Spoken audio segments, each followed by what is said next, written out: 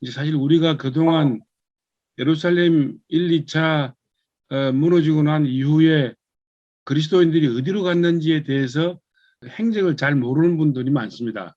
그래서 실제적으로 예루살렘이 무너지고 난 이후에 이스라엘에서 볼 때 국내에서 혹은 해외에서 흩어진 그리스도인들이 어떻게 이 복음을 전하면서 계속적으로 어떤 길들을 갖는가 하는 내용들을 다루고 그 지역에 있는 도시들을 제가 몇 개 이야기를 여러분들에게 해드리고 그 다음부터 여러분들이 개인적으로 공부하실 수 있도록 제가 좀 이렇게 힌트를 드린다 그럴까요?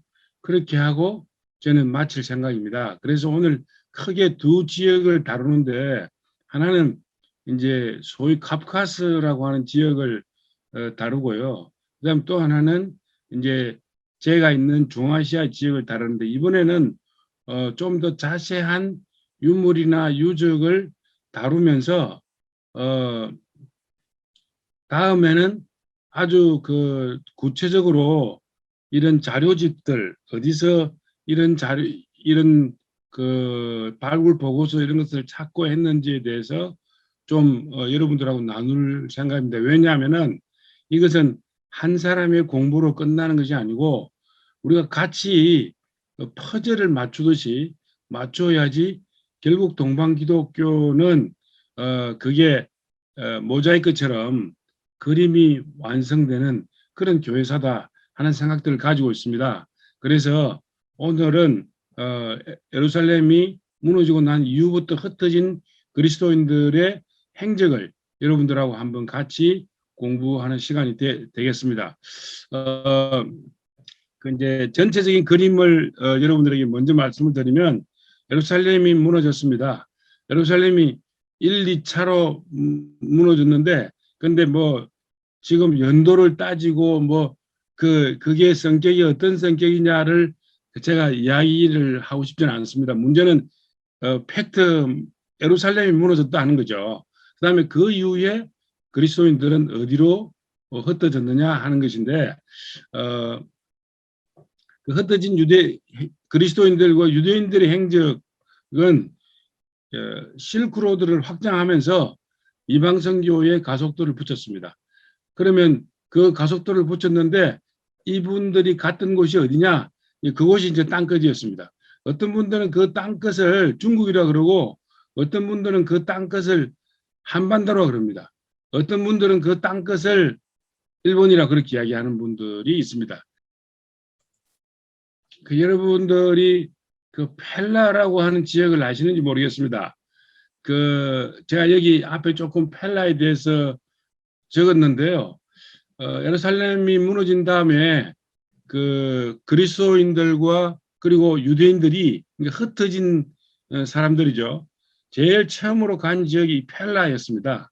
쉽게 말하면은 그 펠라에서 좀 머물다가 또 하나님이 기적적으로 예루살렘을 회복시켜 줄 것이다 하는 생각을 가진 사람들이 이 펠라에 많이 모여 있습니다. 오랫동안.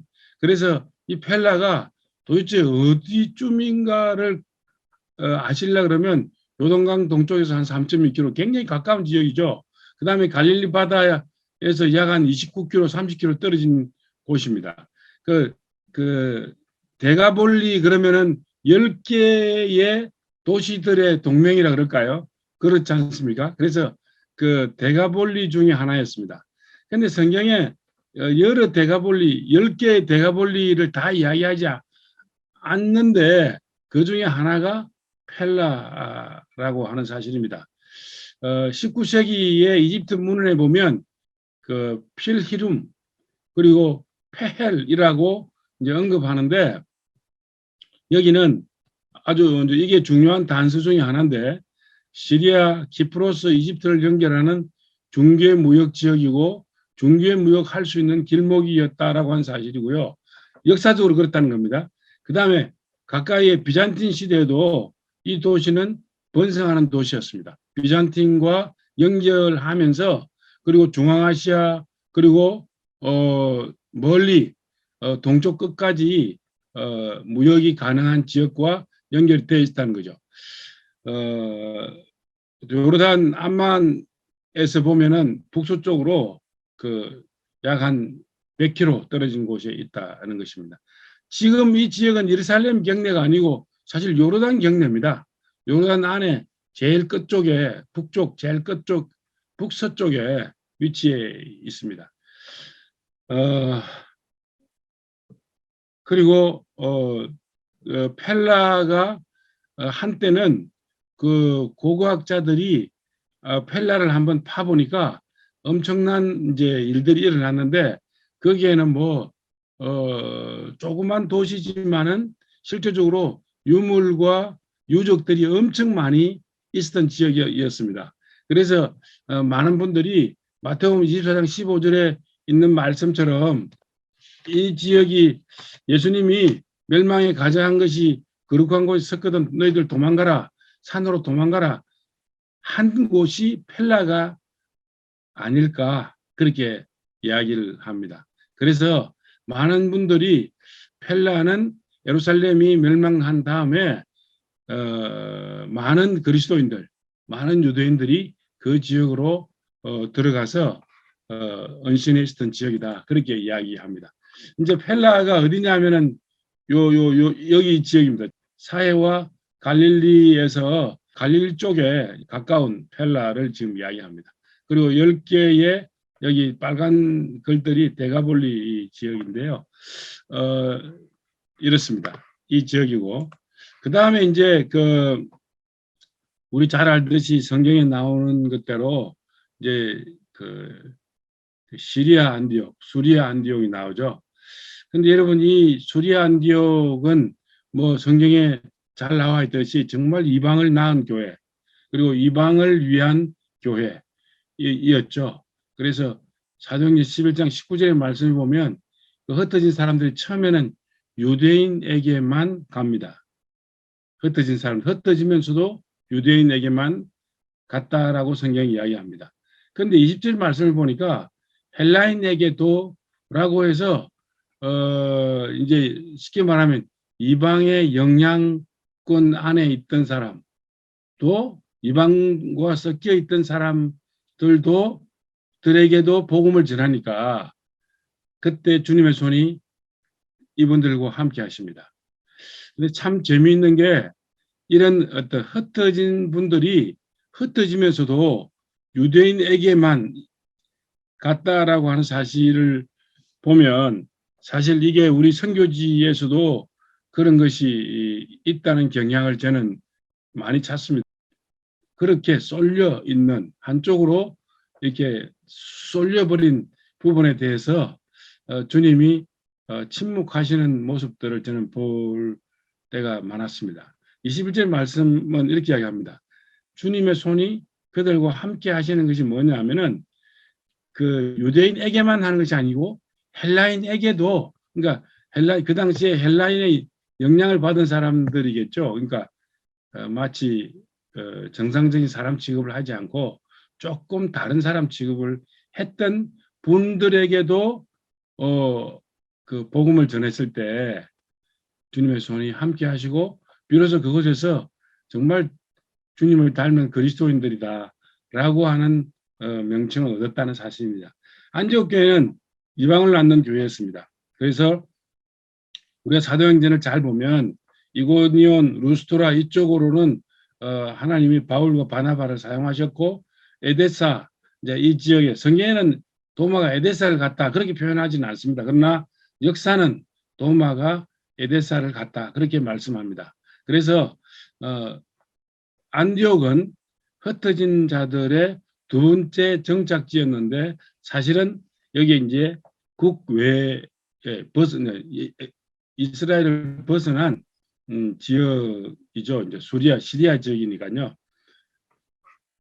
그런데 이제 이런 지역들, 이런 흩어진 분들이 더 멀리 흩어져서 여기 동방으로 가는데요. 이미 여러분 이 킹덤 오브 아르메니아가 있고요. 여기에 오슬로헤네라고 하는 나라가 있습니다. 그 다음에 그 밑에 파르티아가 있고 그리고 오슬레인의 N쪽에 보면 시리아가 있습니다. 시리아. 그다음 그 위쪽에 로마가 있고요. 여기 전체적으로 보면 이 오슬로헤네라고 하는 지역이 중간에 좀 이렇게 샌드위치 되어 있는 그림이 나옵니다. 그런데 사실은 이 아르메니아가 굉장히 넓은 지역을 점령하고 있었고 고대에는 다스리고 있었습니다. 그리고 그 옆에 오슬로헤네 이 지역까지도 사실은 다 이렇게 고대 아르메니아 지역이 들어가는데요. 여러분 여기 왼쪽에 그림을 한번 보시면 아르메니아가 있고 그리고 그 터키가 카르스 조약을 1921년을 해서 돌려받은 영토다 이렇게 했습니다. 그러니까 이미 아르메니아의 큰 지역이 이미 이만큼 축 빨간 이게 떼어져 나갔다는 사실입니다. 그래서 아르메니아의 고대 도시들은요, 전부 다 지금 터키 동부 이 빨간 지역, 빨간 그림 안에 있는 그 터키의 고대 수도들이 아직까지 2개씩이나 지금 터키 지역 안에 있습니다. 예. 그다음 참고로 여러분 나중에 언급할 그 지역이 오슬로헤네 에데사라고 하는 지역이 여기에 있습니다. 참고하시면 좋겠습니다. 예, 여기 에데사 지역이 있죠. 예, 에데사 지역. 또 에데사 지역에서 조금 더 이제 에데사의 문이 닫히니까 나중에 역사적으로 니스비스라고 하는 이 지역으로 옮겨가긴 합니다. 그래서 에데사와 이 니스비스 지역은 동방교회가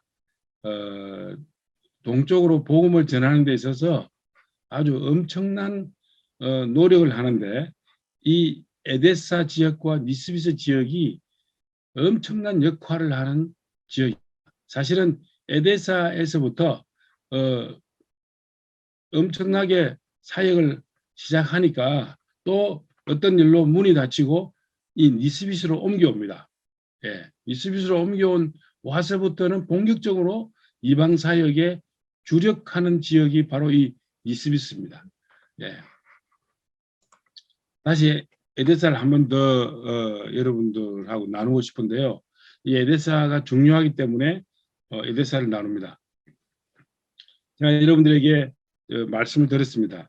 그 지금은 아르메니아의 영토에 벗어난 지역이지만 그러나 실제적으로는 고대 아르메니아의 수도였다는 사실입니다. 특히 동남부에 가면은 산 우르파라고 하는 데가 있습니다. 보통 우르파라 그러는데 산이라고 하는 형용사를 붙여서 위대한 우르파 이렇게 부르는 지역인데요. 그게 어디냐면 앞에서 우리가 지도에 봤듯이 그 로마 제국하고 파르티아 이 왕국하고 그 사이에 끼어 있는 조그만 나라입니다. 그 나라 이름을 오스로에네 왕국이다 그렇게 하는데 그 왕국의 수도가 에데사였습니다. 그래서 이 오스로에네라고 하는 지역은 그 약 300년 동안 시리아 문화의 그 절정을 이룬 나라였습니다. 그래서 여기서부터 중앙아시아 그리고 하여튼 저기 뭐 인도, 중국 그 다음에 뭐 여러 지역들을 복음을 전하는데요. 심지어 중국의 경교비 안에도 시리아 그 선교사님들의 명단이 나옵니다. 예, 그 정도로 그 당시에 실크로드에는 많은 뭐라 그럴까요? 이 시리아어가 통용이 되었고 그리고 시리아 선교사님들이 곳곳에 가서 동쪽으로 복음을 전한 그러한 역사적인 기록들이 실제적으로 있습니다. 그래서 에데사는 시리아 안디옥에서 동쪽으로 약 한 100m 정도 떨어져 있기도 하고요. 그 다음에 유프라테스 강 지류에 있어서 그 페르시아만의 동남쪽으로 가는 교통의 길목이다. 그렇게 해도 과언이 아닙니다. 아브라함 때부터 대상들의 통로가 된 곳이고요. 그래서 이 에데사는 당시에 예를 들어서 예루살렘이 무너지고 많은 분들이 에데사에까지 와서 정착을 하고 그리고 니시비스로 옮겨가기 전까지 그리고 옮겨가서도 실제적으로 실크로드에 엄청난 영향력을 끼친 그리고 교회를 세우고 서도를 세우고 그리고 복음을 전하는 센터로서의 역할을 충성스럽게 감당한 지역이 바로 이 에데사라고 하는 지역입니다. 예. 여기 이제 그 에데사가 어떤 의미에서 이제 그 이방 중에 이방이죠. 이방 안에서 이제 복음을 전하는 그러한 센터로서 역할을 하는데요. 그러면 이제 에데사 거기 보면은 여러분 에데사에 대한 그 기록들이 엄청 많고요. 미국의 어떤 분이 책을 썼는데 아주 두꺼운 책을 한 권 썼습니다. 그래서 그 제목이 에데사입니다. 에데사에 있었던 뭐 모든 것들을 다 기록해 놓은 책인데 그만큼 에데사에 대한 정보는 우리 주변에 우리가 노력하면 굉장히 많습니다. 예수님의 제자 바들로메와 다데오가 복음을 전하다 순교한 지역이고 다데오가 쓴 다데오 서신이라는 것이 있습니다. 그런데 이 다데오 서신 안에는 에데사의 복음이 전파된 기록들이 이제 정리되어 있는데요. 이 다데오는 누구냐 그러면 본래 이 에데사라고 하는 지역에 살던 히브리인이었습니다. 그런데 예루살렘에 예배하러 왔다가 세례요한의 세례를 받고 그 다음에 예수님의 제자가 되었다. 그렇게 다데오 서신 안에 기록되어 있다는 것입니다. 그 다음에 이 그 다데오 서신 이외에 아다이 교리라고 하는 유명한 문서가 하나 있는데요. 이 문서는 뭐 이게 몇 년도에 기록했는지 뭐 그런 나오지 않지만 다데오의 에데사에서의 선교 기록이 자세히 기록되어 있는 문서입니다. 그래서 많은 분들이 이 아다이와 다데오는 같은 인물인가 보다 그렇게 생각합니다. 이 앞에서 우리가 읽었던 다데오의 서신, 그 다음에 아다이의 교리, 집, 뭐 이런 것들이 그 신약의 그 다른 사도의 서신들처럼 시리아 지역 교회가 널리 읽혀서 지금까지 우리들에게 이런 교리 서신이 있었다, 이런 다데오의 서신이 있었다라고 전해 내려오지 않는가 하는 생각이 듭니다. 이 일 외에 아브가르라고 하는 그 왕과 예수님이 주고받은 서신이 있습니다. 그 에데사의 그 시리아 교회 문수들 중에 있는데 이제 그 내용이 뭐냐면 요약하면 이렇습니다. 에데사의 왕 아브가르라고 하는 분이 있었는데 여기 아브가르 더 블랙이라고 그러는데 아마 이분이 조금 얼굴이 좀 검은색의 얼굴을 띤 왕이 아닌가 그런 생각을 합니다. 그런데 그분의 이름이 아브가르인데 이 아브가르와 예수님 사이에 서신 교환이 있었습니다. 이 왕 아브가르가 예수님의 소문을 들어보니까 예수님이 고난을 받던 그 순환 주간에 아나니아라고 하는 그 왕의 사자를 예수님께 보내서 그 예수님의 그 교훈과 기사와 이적들을 높이 칭찬하면서 그리고 이제 이런 말을 합니다. 예수님, 유대 나라에서 억울하게 죽임을 당하지 말고 오스로에네로 좀 오십시오. 비록 왕국이 적은 왕국이지만은 예수님을 제가 충분히 모실 수 있고 예수님 저하고 여기서 살았으면 좋겠습니다. 뭐 이런 내용으로 예수님께 초청을 했습니다. 그런데 예수님은 그 아브가르 왕의 초청을 거절하고 거절한 내용이 뭐냐면 난 아직까지 할 일이 남았다. 이제 이런 이야기들을 하시면서 그 대신 오스로엔의 왕국을 축복했습니다. 그리고 다음에 내가 내 제자를 그곳에 보내겠다. 그렇게 했던 서신들이 예수님과 아브가르 왕이 주고받았다고 하는 서신이 아직까지 내려오고 있습니다. 이처럼 에데사가 이런 지역이라고 하는 사실입니다. 그 지역에 가장 가까운 지역이 어디냐? 그게 바로 카프카즈라고 하는 지역인데 이 카프카즈 지역을 오늘 조금 여러분들하고 나누도록 그렇게 하겠습니다. 근데 여러분 이 카프카스 지역을 많은 분들이 코카사스 지역이다 그렇게 설명하는데 이게 똑같은 말입니다. 그런데 공식적인 명칭은 코카사스라고 이야기하죠. 코카사스. 코카사스 지역은 도대체 어디냐? 그러면 여러분 지도를 보면 카스피해만이라고 아주 큰 거기에 뭐 이란, 카자흐, 곧 큰 나라들이 다 물려 있는 카스피해 지역이 있습니다. 그 카스피해 지역과 그 뒤쪽에 있는 흑해가 있습니다. 터키가 많이 물려 있는 지역이죠. 카스피해와 흑해 사이에 있는 지역들이 이 코카사스 지역입니다. 그래서 그 지역의 큰 나라들이 아르메니아, 조지아, 아제르바이잔 같은 지역인데요. 복음이 점점 동쪽으로 확장이 되면서 이제 에데사에서 카프카스 지역으로까지 편만하게 경계를 넘어간다는 사실입니다. 계속 그런 식 이렇게 해서 지역이 확장이 되어서 갔습니다. 여러분 이제 제가 조금 이따 유물을 이제 보여드릴 텐데요. 이 카프카스 지역에 역사적인 유물과 유적들이 있습니다. 역사도요 로마보다 기독교가 앞섰습니다. 기독교 국가로 인정한 연도가 한 10년 이상 앞선다는 거죠. 예를 들면 301년에 아르메니아가 국교로 정했습니다. 온 나라가 왕부터 온 나라가 믿었습니다. 그런데 이제 그 로마는 313년에 밀라노 칙령을 내리지 않습니까? 기독교인들의 핍박을 중지하고 이제는 그 우리가 서로 잘 지내자 이제 그런 밀라노 칙령을 하는데요.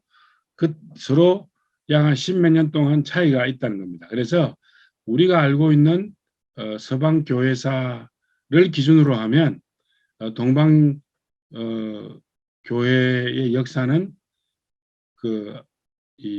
앉을 곳이 없다 그렇게 생각합니다. 그래서 우리가 조금 우리 생각들을 좀 이렇게 잘 조정하는 것은 필요한 것 같습니다. 역사적인 팩트를 우리가 더 소중하게 생각하는 것이 역사지 않습니까? 그래서 이런 실제적인 팩트의 역사를 우리가 더 좀 이렇게 귀하게 여기고 그냥 보편적인 이런 역사보다는 실제적인 것이 어떤 것이냐를 좀 잘 찾는 것이 중요한 것 같습니다.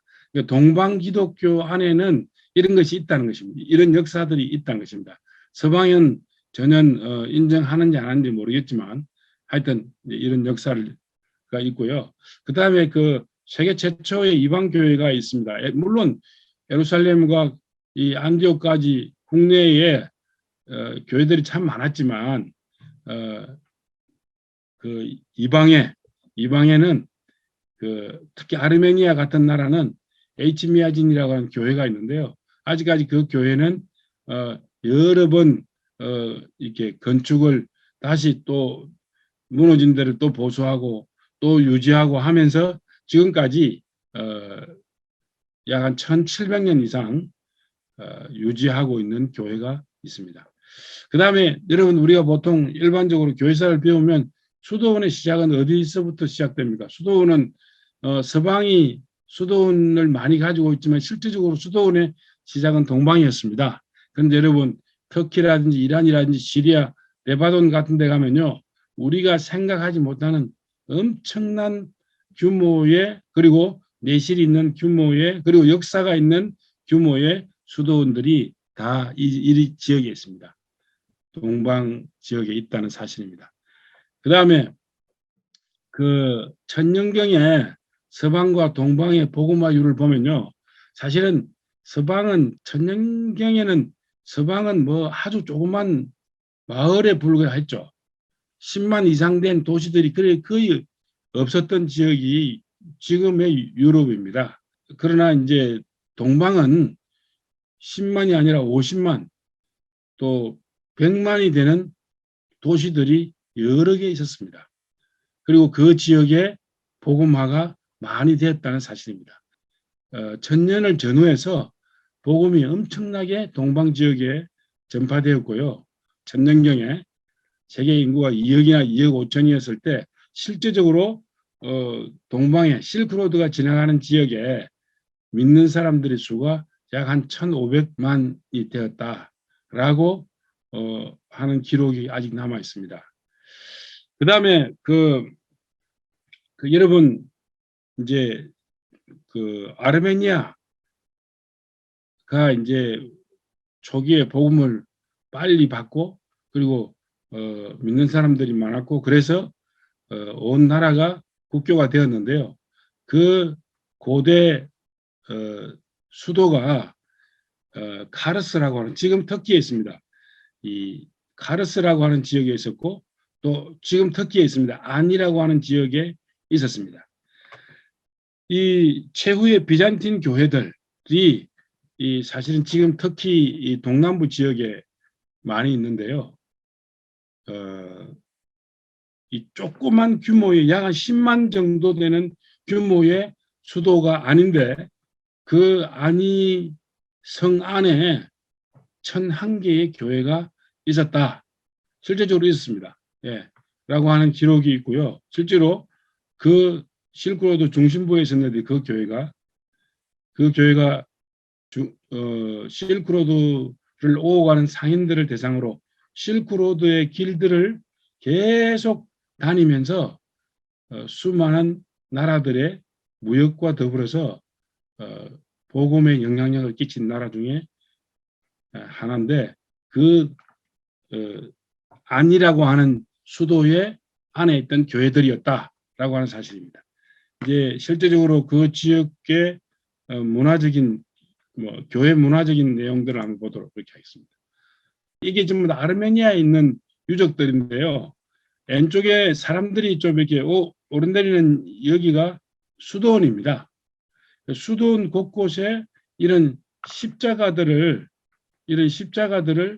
직접 조각을 했든지 아니면 조각을 해서 집어넣었든지 그러나 이것이 다 똑같은 것 같지만은 하나도 같은 것이었고 그분들이 볼 때는 그분들 나름대로 많은 의미들을 이렇게 가지고 있다. 비록 문자가 아니고 이게 조각이지만 이분들은 이 의미들을 다 충분히 이해하고 알 수 있는 그러한 이분들의 신앙의 표현이었다는 사실입니다. 이게 다 아르메니아입니다. 아르메니아.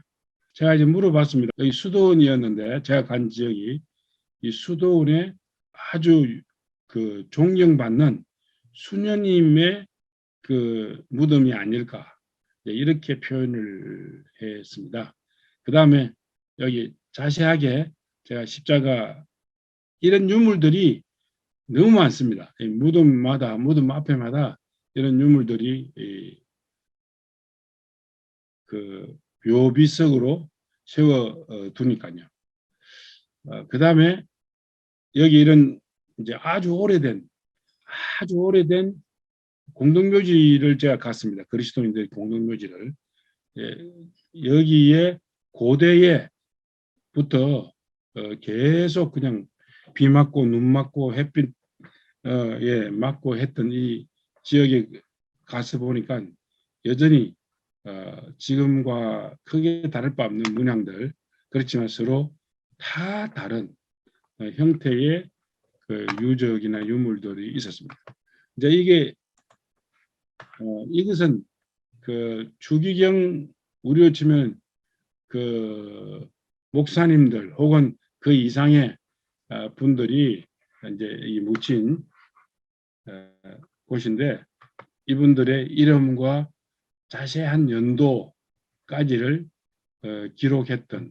기록해서 여기에 묻혀 있다. 지금 이게 세워놓은 것이 아니고 바닥에 지금 이렇게 바닥에 눕혀놓은 겁니다. 그렇게 해서 자세하게 이분의 이력과 행적을 기록한 것이었는데 아주 특이해서 제가 이거를 사진 찍어 왔습니다. 네. 그리고 이거는 이제 앞에서 이야기했던 공동묘지입니다. 공동묘지. 수많은 비석들이 다 다른 형태의 모습을 하고 다 다른 형태의 조각 내용들입니다. 이게 다 아르메니아 있는 유적들입니다. 이거는 이제 조지아 구소련에서는 그루지아라고 그랬습니다. 이 조지아 박물관 지하에 보관되어 있는 내용들인데 제가 이제 그 허락을 받고 찍었습니다. 이렇게 이런 십자가, 이건 묘비석이죠. 이거는 밑에 땅에다 이렇게 박는 그런 겁니다. 묘비석이고 이것도 이제 그 묘비석 앞에 이렇게 세워놓은 것인데 이분들도 어떤 문자들을 이렇게 적절히 써서 이렇게 기록하고 묘비석 앞에 세우는 아주 아주 오래된 겁니다. 이런 묘비석들은 아주 오래된 것들인데 제가 허락을 받고 찍어왔습니다. 그 다음에 여러분이 아시죠? 이게 조지아, 그루지아의 국기입니다. 국기. 예, 그루지아의 국기입니다.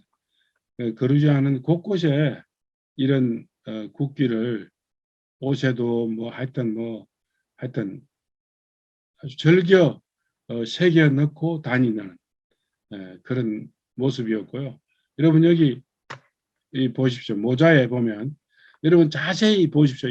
자세히 모자를 보면 이 모자에 십자가가 없는 것이 없습니다. 모자에 모든 모자에 심지어 위에까지 이렇게 있고 이런 십자가가 다 어떤 형태로든지 이런 십자가가 새겨져 있습니다.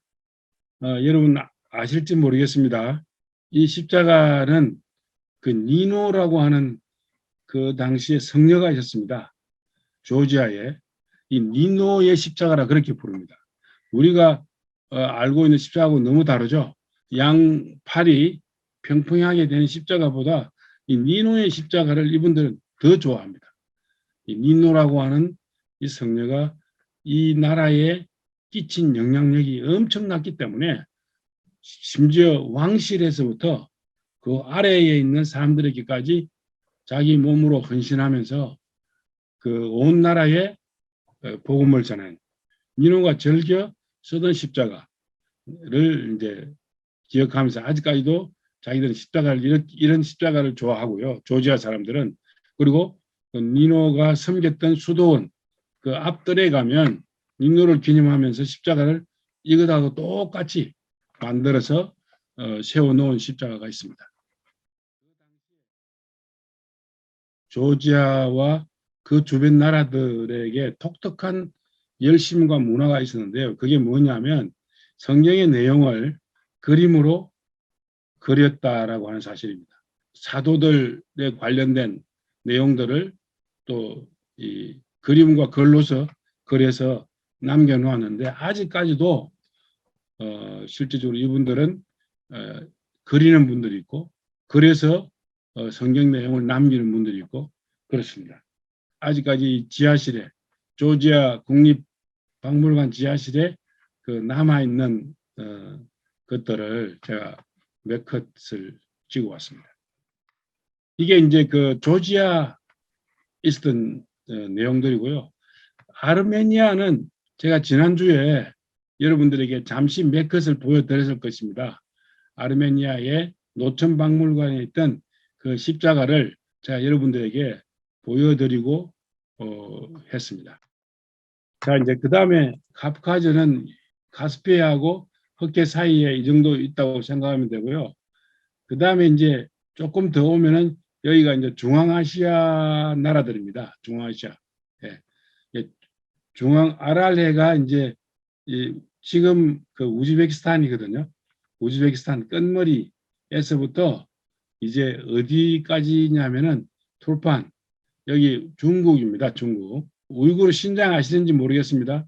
우이구르 신장에서 조금 더 가면 투르판입니다.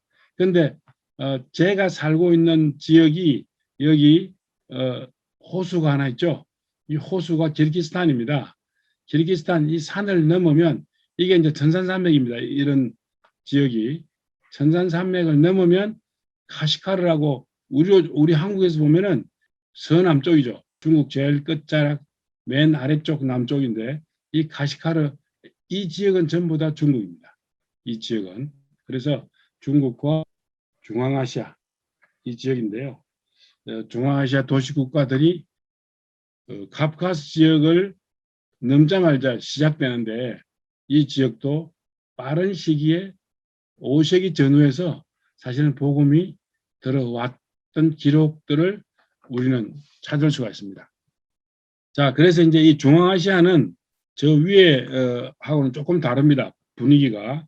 제가 이제 여러분들에게 참고로 하기 위해서 밑에 책에 있는 내용들을 이렇게 좀 그대로 찍어 왔습니다. 왜냐하면은 설명하기 쉬우라고요. 여러분 이게 묘비석입니다. 묘비석. 묘비 앞에 이렇게 세워놓는 것인데요. 이 묘비석이 비스케크에서 발견됐다고 해서 비스케크가 어디냐면 키르기스탄입니다. 제가 일하고 있는 지역이 키르기스탄인데요. 키르기스탄 비스케크라고 하는 데가 수도입니다. 그래서 그 비스케크 주변 어떤 밭에서 이것이 발굴이 됐습니다. 그래서 비스케크 비석이라고 하는 아주 그 비석치고는 글과 그림이 아주 정교하고 그리고 많은 내용을 포함하고 있어서 비스케크 비석이라는데 이 비스케크 비석이 정말 세계적으로 유명한 비석이죠. 근데 이제 이게 한번 보십시오. 제단 위에 놓인 연꽃과 십자가, 예, 그것을 애워싼 두 천사의 모습, 그렇게 해놓고 양쪽에 다 시리아어로 이분이 누군지, 이분이 뭐하는 분인지에 대해서 자세하게 기록을 했다는 것입니다. 여러분 앞에서 카프카스 지역에 있는 비석을 제가 여러분들에게 보여드렸죠. 그 카프카스 지역의 비석은 이렇게 이런 걸어놓고 또 수만 가지의 그 십자가를 이렇게 조각해 놓은 거죠. 십자가만. 네. 그래서 카프카스의 묘비석과 중앙아시아의 묘비석은 완전히 다르다. 중앙아시아의 묘비석의 특징이 뭐냐면 자세한 그 돌아가신 망자들의 자세한 내용을 기록했다. 이건 굉장히 고무적이고 역사적인 가치가 있는 내용들이죠. 그 다음에 이제 여러분 여기에 보통 묘비석입니다. 이렇게 읽죠. 이렇게 묘비석. 이게 시리아어인데 이게 예수님이 쓰시던 예수님이 늘 이렇게 일상에서 쓰시던 아람어였다 하는 사실입니다. 이게 이 시리아어, 이 아람어가 카프카스를 넘어서 중앙아시아를 넘어서 페르시아를 넘어서 다시 중국, 인도에까지 이 그 시리아가 복음과 함께 전해졌다 하는 사실입니다.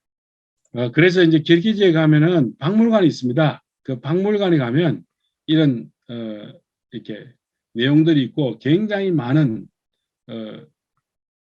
시리아어가 기록되었죠.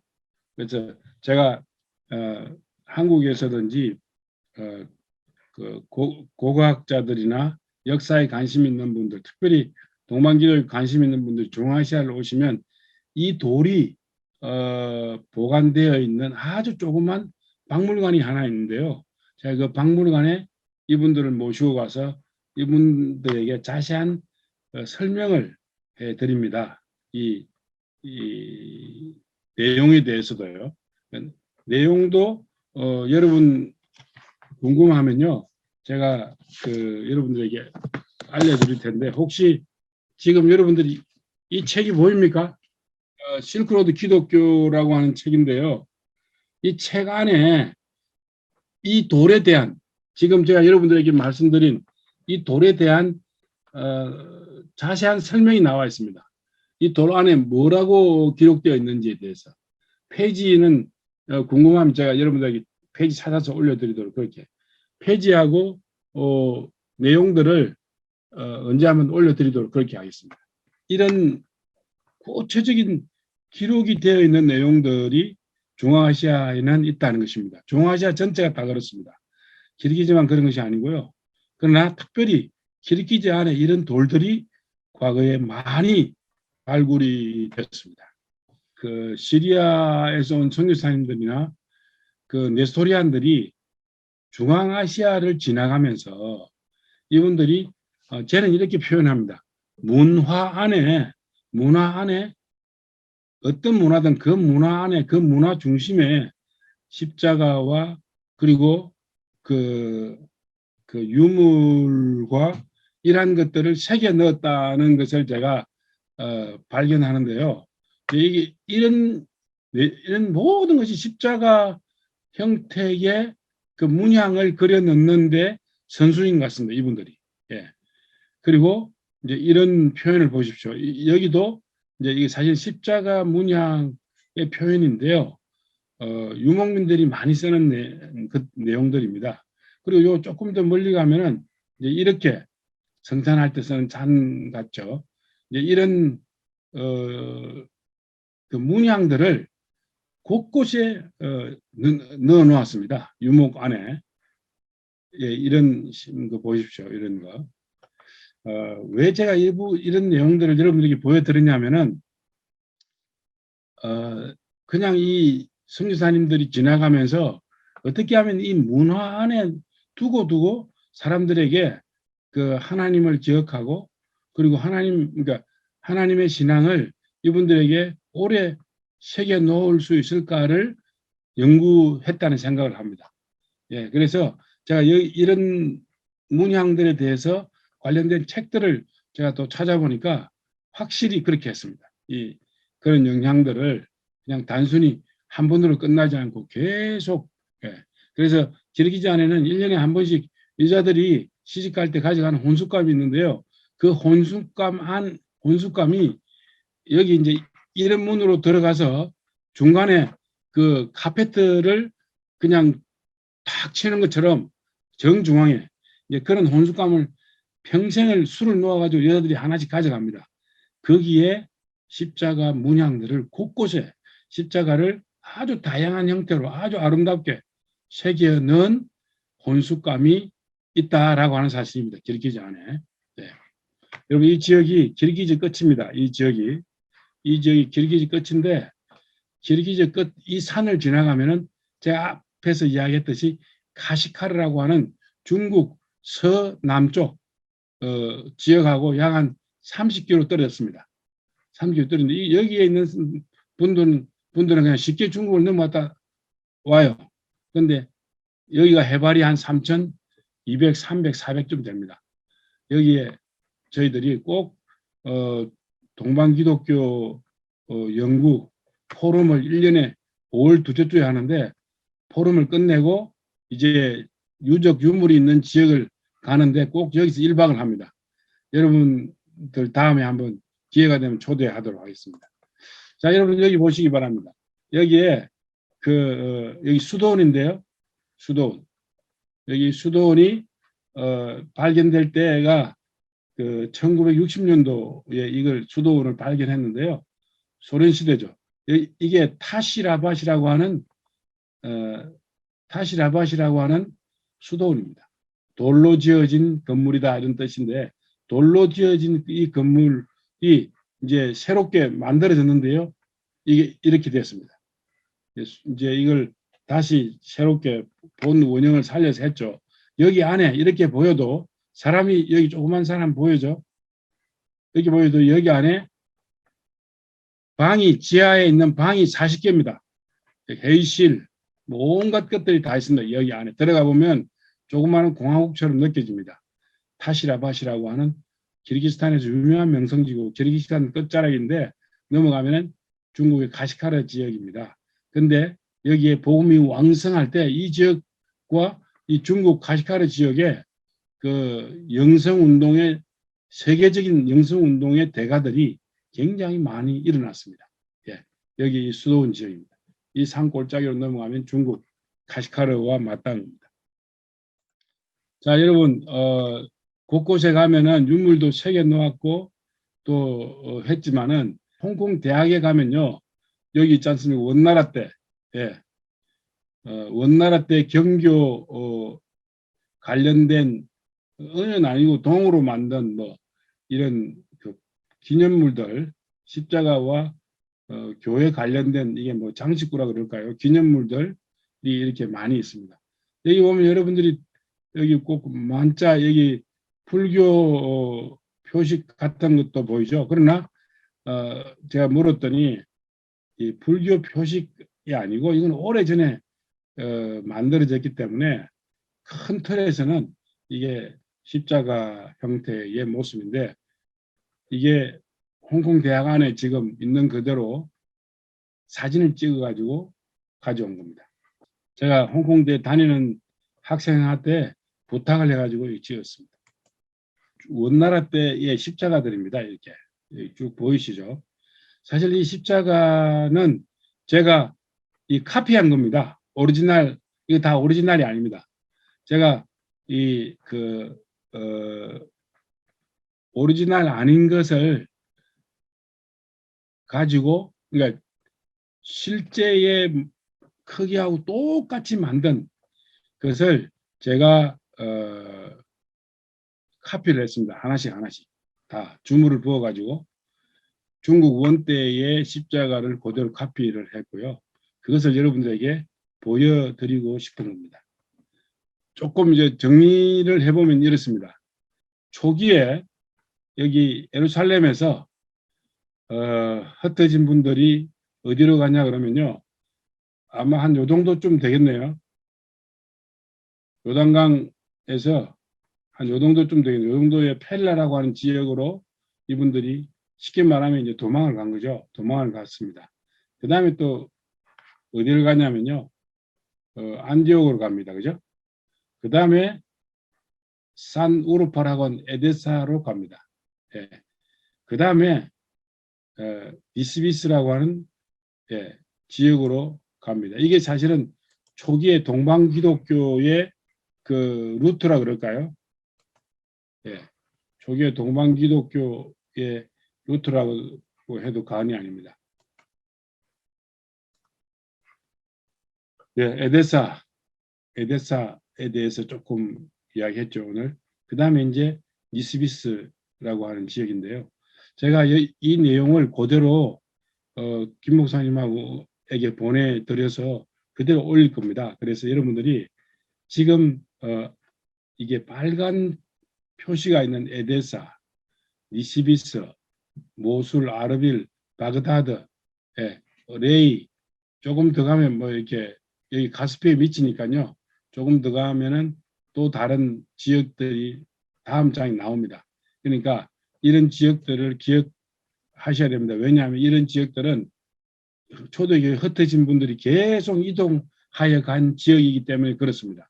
이 지도가 어디서 생기냐 그러면 여러분 그 크리스토프 바우머라고 하는 분이 쓴 이 책 제가 다음에도 소개할 텐데 이분이 심혈을 기울여서 첫 장과 마지막 장에 만들어 놓은 첫 장과 마지막 장에 만들어 놓은 지도입니다. 이 지도는 굉장히 중요한 지도입니다. 그래서 여러분들이 꼭 이 지도를 지도의 중요한 지역들을 숙지를 했으면 좋겠다 하는 생각이 있습니다. 그래서 동방교회가 초대교회 이후로 어떻게 옮겨갔는가 하는 것이 자세하게 나오는 것이 바로 이겁니다. 그 이후로 이제 여기 가스피에 나오죠, 그죠? 가스피에 쭉 여기 아라레인데 여기서부터 중앙아시아라고 합니다. 여기서부터 다 이 지역이 중앙아시아입니다. 그래서 중앙아시아 지역으로 지나간 복음이 어느 지역을 경유해서 지나갔는가? 예, 여기는 투르크메니스탄 메르브라고 써놨죠. 투르크메니스탄 여기 중국 카시카르 중국 서쪽 맨 아래 서남 쪽이죠. 예, 이런 지역들입니다. 그 다음에 이제 천산산맥이 끝나는 우이구르 지역에 복음이 들어가고 뭐 하여튼 여기 뭐 장안 우리로 치면 시안이 있죠.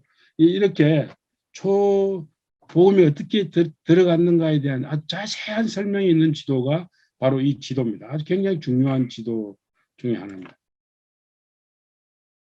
사실 어떤 의미에서 제 그 사역과 후반기 사역의 내용을 바꾼 책을 하나 만난 게 바로 이 책입니다. 지금 여기 있는 건데, 여기 그 러시아 말로 에피그라피카 키르기즈라고 써놨는데요. 옆에 여기 이름이 나왔습니다. 채틴, 여기 약자인데 채틴 주마굴로브라고 하는 분인데, 이분이 바로 이분입니다. 제가 키르기스탄에 들어가서 제가 35세 들어갔습니다. 35세 들어가서 도대체 저보다 먼저 이 지역에 왔던 선교사님들이 누굴까? 그 다음에 도대체 여기에 선교 역사가 있을까라고 수많은 해를 고민하는데 약 한 5년, 7년째 될 때 저에게 이 책이 큰 책방에서 이 책을 하나 사게 되었는데요. 이 책 안에 어떤 내용이 있었냐 그러면 부록의 내용들이 있었습니다. 이런 돌에 관련된 책 안에는 중앙아시아를 지나간 그 네스토리안들, 중앙아시아를 지나간 기독교인들의 묘비에 관련된 기록들이 한 반 이상이나 됩니다. 역사적으로 어떤 내용들인가. 그런데 이 책을 누가 썼냐 그러면 이분이 썼어요. 지금 연세가 이분이 86, 7 되시는 분인데요. 제가 한 10몇 년 전부터 이분하고 정말 그 어르신이고 서성이죠. 이분은 지극히 이슬람 학자인데요. 근데 제가 복음을 한번 전해봤더니 고개를 막 흔들면서 자기는 받을 수 없다고 이야기하시는 분인데 학문적으로는 아주 뛰어난 분이고 이걸 35살 때부터 이 책을 정리하신 분입니다. 그래서 제가 이 책을 만나면서 이 지역에 복음이 들어왔고 역사적으로 그리고 그 역사적인 기록이 돌에 새겨져까지 있구나. 제가 앞에서 여러분들한테 보여드렸던 그 돌들이 전부 다 이분이 찾아가지고 다시 잘 정리해가지고 이 책에다가 기록을 해 놓은 것입니다. 그래서 뭐 저는 이 책을 찾으면서 이 역사를 그때부터 지금까지 공부하고 있었는데요.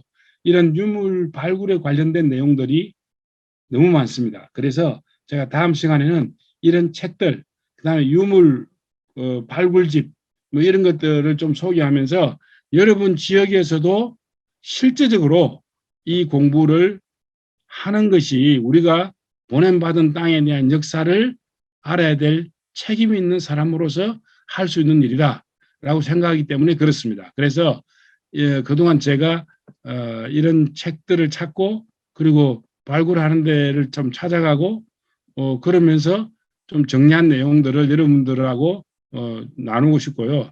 다음에는 그 내용들을 책과 더불어서 한번 같이 나눌 수 있는 시간이 되었으면 좋겠다 하는 생각을 하고 1시간 시간이 되었기 때문에 저는 여기서 마치겠습니다.